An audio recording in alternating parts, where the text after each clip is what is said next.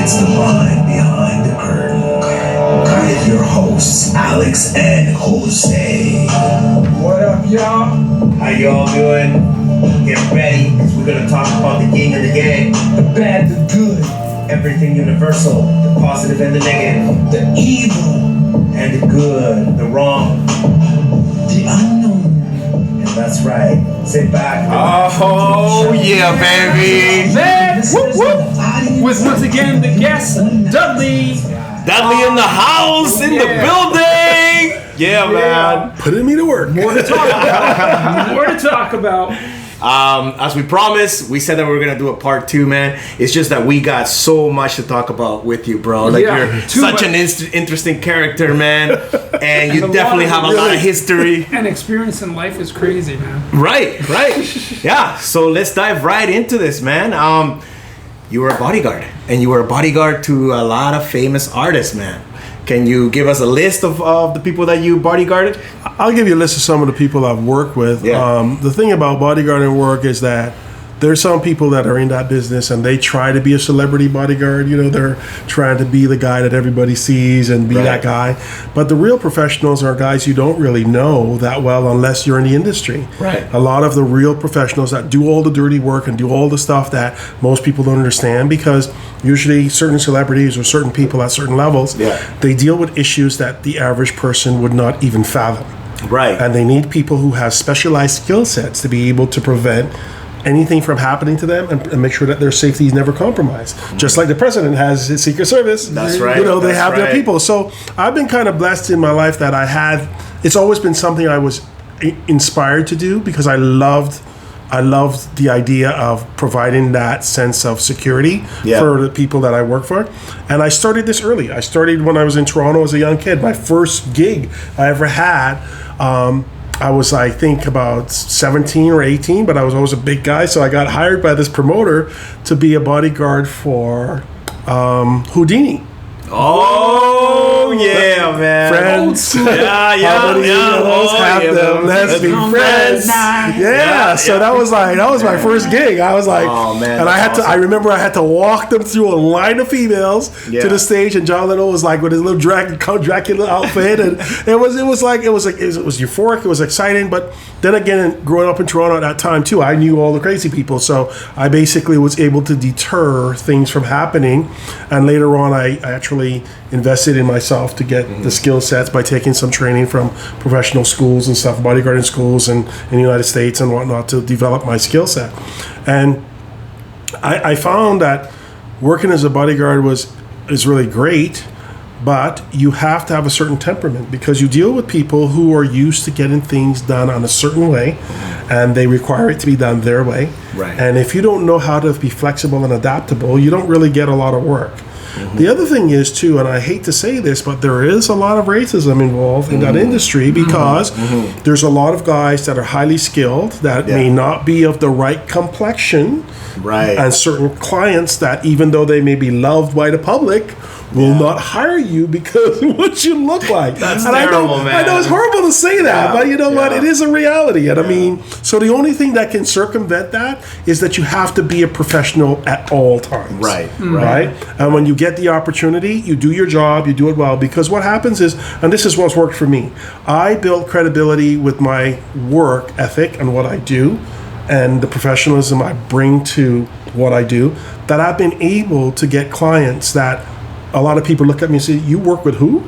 How did you get that job? You know, I saw you behind the stage. How did you get there? You know what I mean?" And that was always a question, like, how did you get there? Like snuck in the back door or something. Right. But I think it's been great, and for me, I've been kind of honored because I have some great allies in this business who have been very supportive of me, and for that, I've been able to actually gain, you know, an opportunity into seeing the different worlds. I've worked with professional basketball players. I've worked with musicians. I've worked with individual business people. Yeah. I've even worked for royalty. Wow. And so, it's always been interesting, you know, because I think when you, like I said, if you're a professional, you know, they give you an opportunity, and if they see you do good work, then they give you an opportunity, and that's how it works out. It's hard work because there are things that in the protecting service game you have to be aware of that most people just never fathom. Right. And that takes a lot of strategic planning. It takes a lot. And not only that, you have to not get in the way of your clients too, because depending on their personality and their swagger and their gregariousness, it's also something you have to accommodate with, right? That's true. And their privacy. Yeah. And their privacy. Well, that's the thing. A lot of celebrities, they also build a very personal relationship with their bodyguards, right? Definitely. You got the famous movie with Kevin Costner and Whitney Houston, the bodyguard, right? Where you gotta where do you draw the line, right? You gotta stay professional and Well, I think the thing is, right, you always have to, what I think about it is when you're in that role, what is your primary purpose to be there? Right. I've never considered myself to be the star. That's not what I do. Yeah. My job is to function in a way that I am basically making sure the safety of my client is never compromised as much as I can.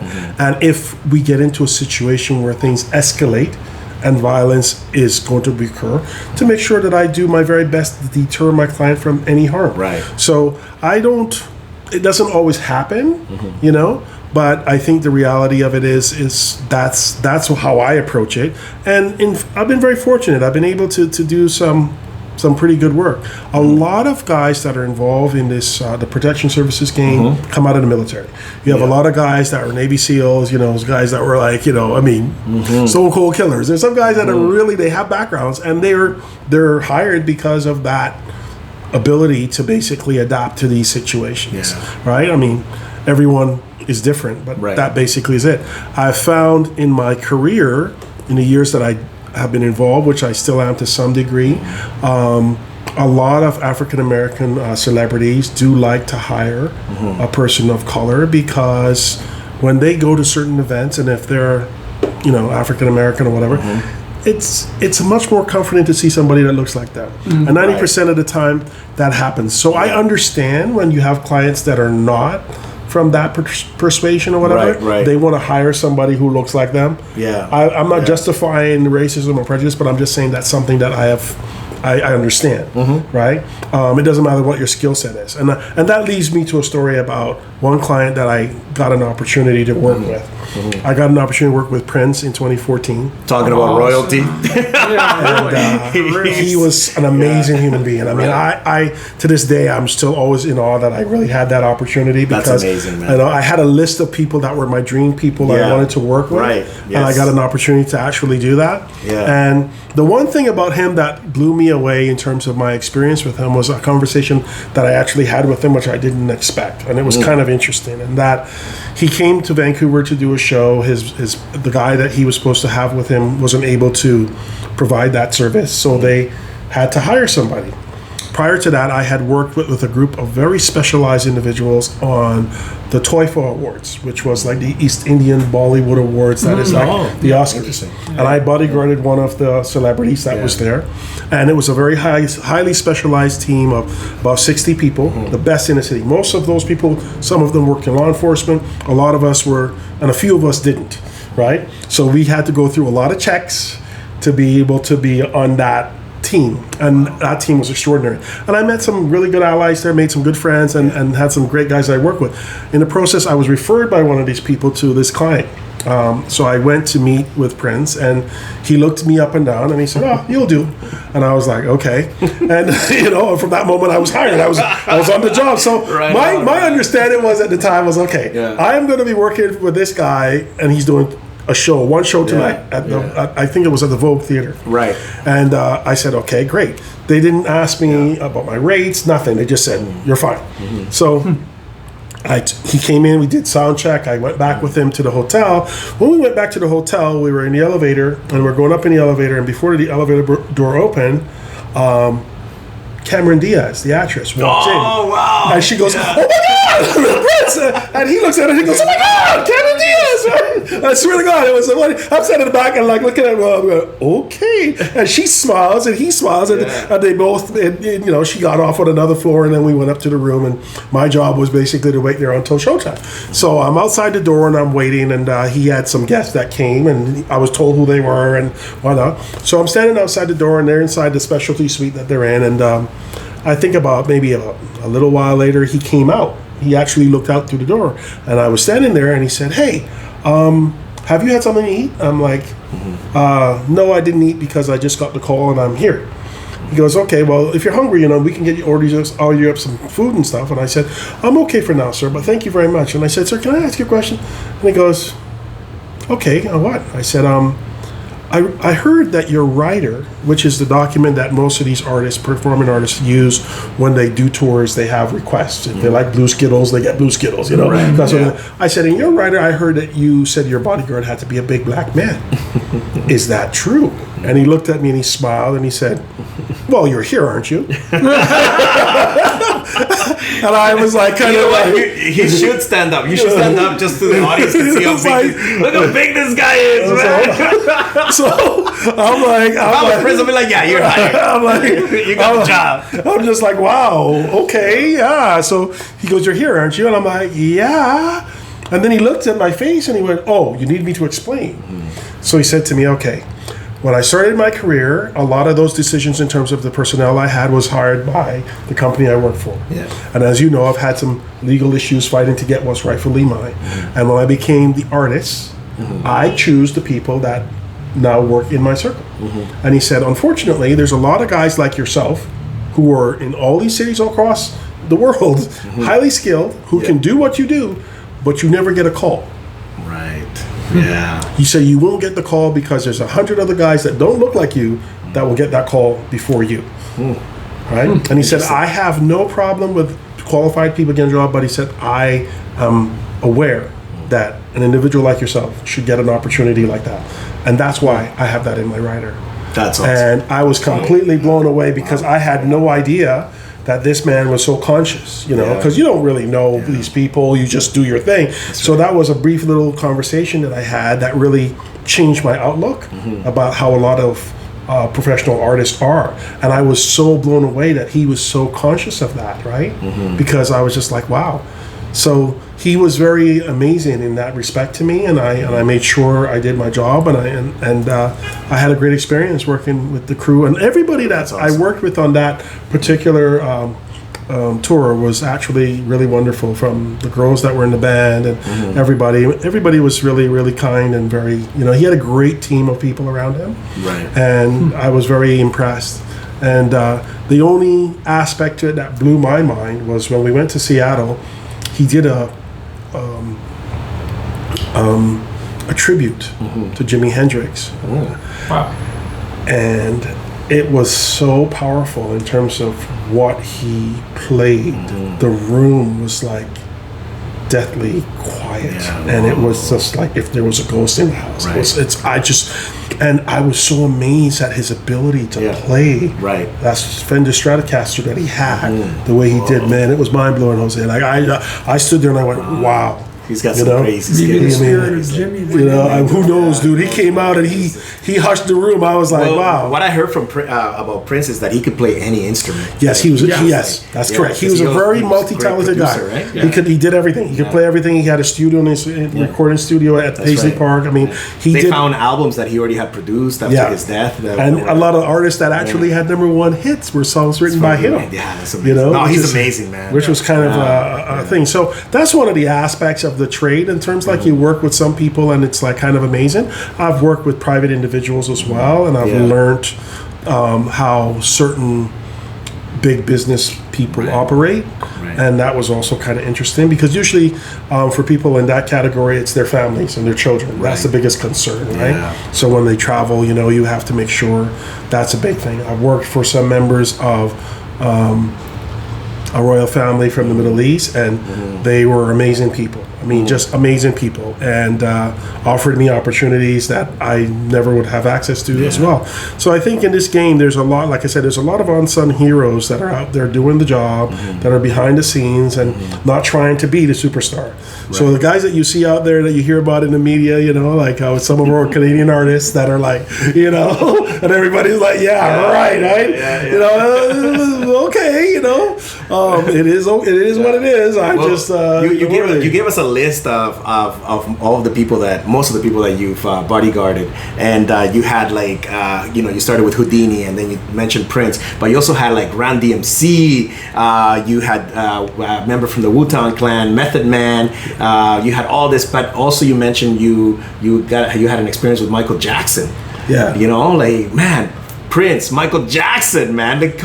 What are one of the stories that you have? I think like Michael Jackson was a very amazing human being, and there were so many people in his entourage involved in jobs. You don't get to always be that principal guy because they have other guys that are way ahead of you, but occasionally, if you're on the team or whatever, you'll encounter certain things and you'll get to see the brilliance of these people.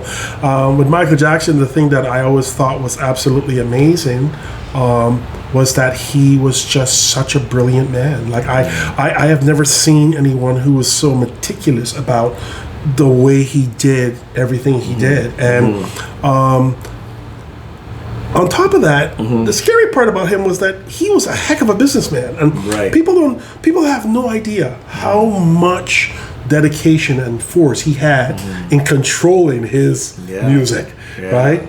And that made him not very popular with some people because he never capitulated. Right. So I think I always say, a lot of people say, well, he was a child rapist and he did all of this, and I'm like, there's always going to be stories. But when you interact with somebody or you work in an environment where you work with somebody, you draw your own conclusions. And my general conclusion about him was that he was a man that was very unique, and I believe he was also very powerful in that he also did a lot to educate and help people that a lot of people don't know about. There's a song he made that he did when he was in Brazil, I believe, and it's a song that says, "They don't really care about us." Oh yeah, and if you watch that, a duet with Janet Jackson.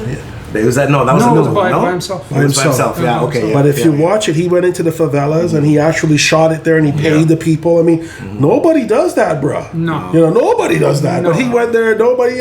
I mean, he did a show. He did a video where he had real live gang members in the video, and there wasn't a war, and there are two gangs that don't like each other. I mean, what kind of So I mean, an individual like that, you can pay people money, but you can't get them to be anything that they're not going to be, right? So I think.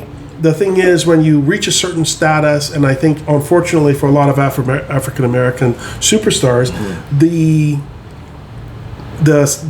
caveat with their success is that there's also always something to diminish the image and the popularity, especially when they have a tremendous amount of success in the world. That's right. I'm not saying that these people are infallible. I'm not saying that they don't have bad habits or they don't do bad things, but I think that's one of the things. And I think Michael Jackson was underrated for that because his personality was something else. My favorite thing about Michael Jackson is a video he did called Black and White. Yeah, you were mentioning that had some controversy. Yeah, because some hidden message in it. Yeah, because in watching that video, it was to get everybody who's a human being to understand that you know what, we're all connected. We're all, no matter what we look like, right? The truth of the matter is, I believe the last statement, if it's not been edited out of the video, made by the scientist at the end said, regardless of what you look like, there's an African that runs in your veins, That's right. And that was a little controversial too, because a lot of people are like, Michael Jackson did what? Yeah, what was the name of? I think his name was Malcolm.